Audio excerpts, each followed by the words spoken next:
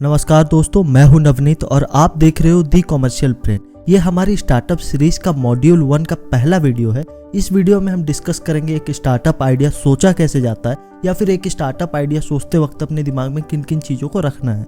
सबसे पहला पॉइंट जो आपको एक स्टार्टअप आइडिया सोचते वक्त अपने दिमाग में रखना है वो है VC, यानी कि वैल्यू क्रिएशन।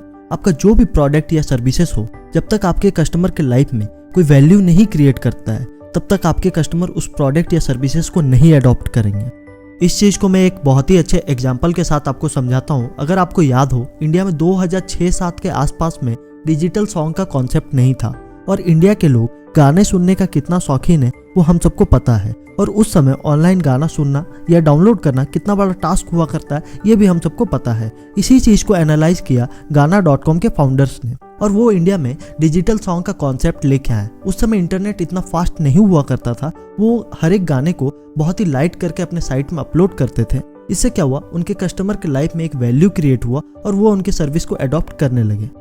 दूसरा पॉइंट जो एक स्टार्टअप आइडिया सोचते वक्त अपने दिमाग में रखना चाहिए वो है EP, यानी कि एग्जिस्टिंग प्रॉब्लम।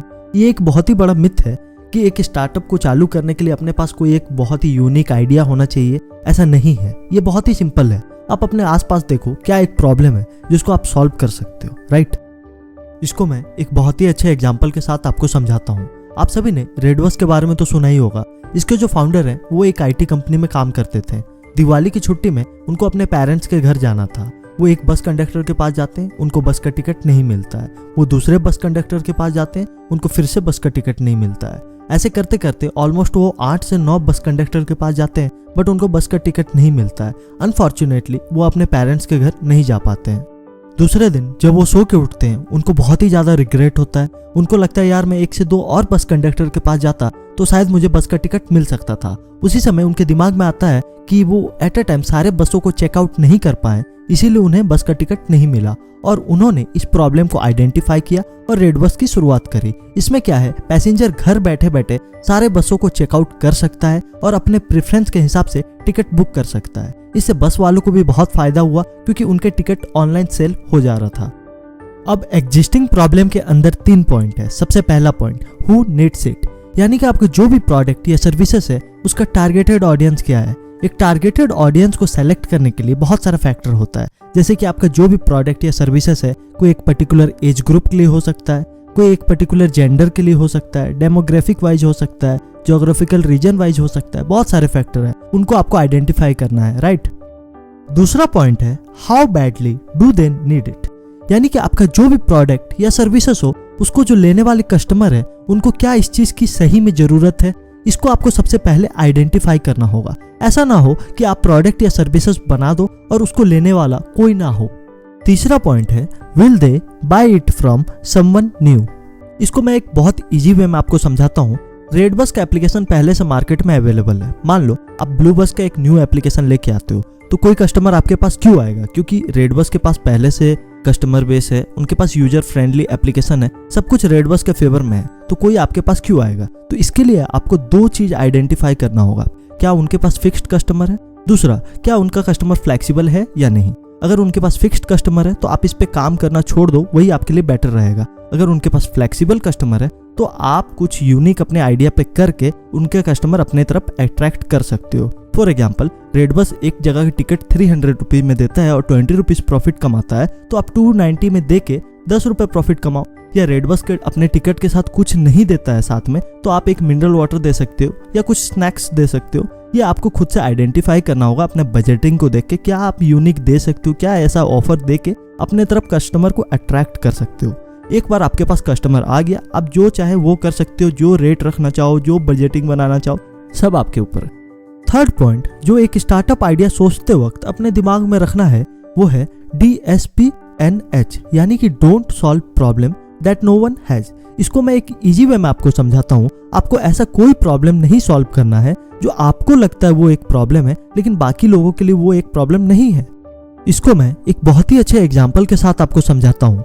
आप सभी ने layoffspace.com के बारे में तो सुना ही होगा। ये कुछ लिंक्डइन टाइप का ही एप्लीकेशन था, बट इसका कॉन्सेप्ट थोड़ा डिफरेंट था लिंक्डइन से, क्योंकि लिंक्डइन में कोई भी बंदा अपना प्रोफाइल क्रिएट कर सकता है। बेसिकली लिंक्डइन नेटवर्किंग के लिए है, बट layoffspace.com का कॉन्सेप्ट था कि अनएम्प्लॉयड लोग जिनके पास कोई काम धंधा नहीं है वो अपना प्रोफाइल क्रिएट करेंगे और वहां पे अपना अपडेट्स डालेंगे।